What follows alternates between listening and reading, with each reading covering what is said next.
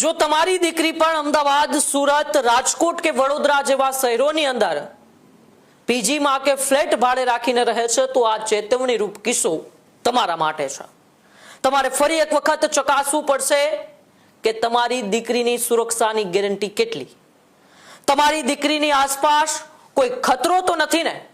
આવું હું એટલા માટે કહી રહ્યો છું કે ગઈકાલે અમદાવાદમાં મોડી રાત્રે બનેલી એક ઘટનાએ આખા ગુજરાતને હચમચાવી દીધું છે।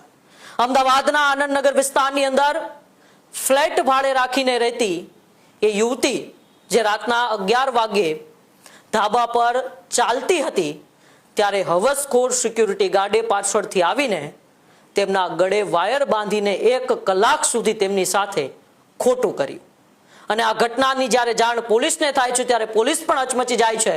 અડધી રાતે જ અમદાવાદ લોકલ ક્રાઇમ બ્રાન્ચ અને અમદાવાદ પોલીસ છે તે દોડતી થઈ જાય છે અને હવસખોર સિક્યુરિટી ગાર્ડને પકડી પાડે છે।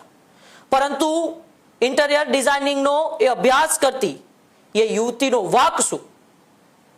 અમદાવાદ, વડોદરા, રાજકોટ અને સુરત જેવા શહેરોની અંદર આજે લાખો યુવતીઓ, આપણી લાખો બહેનો દીકરીઓ છે તે ઉચ્ચ અભ્યાસ માટે રહે છે, ફ્લેટ ભાડે રાખીને રહે છે, કોઈ દીકરીઓ પેન ગેસ્ટ તરીકે પીજીની અંદર રહે છે, પરંતુ આપણે નથી જોતા કે તેમની સુરક્ષાનું શું।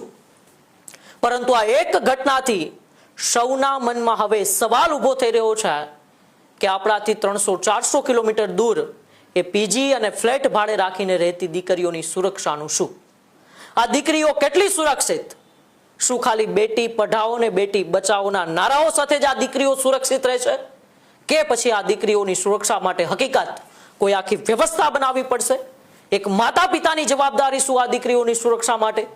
પોલીસની જવાબદારી શું આ દીકરીઓની સુરક્ષા માટે?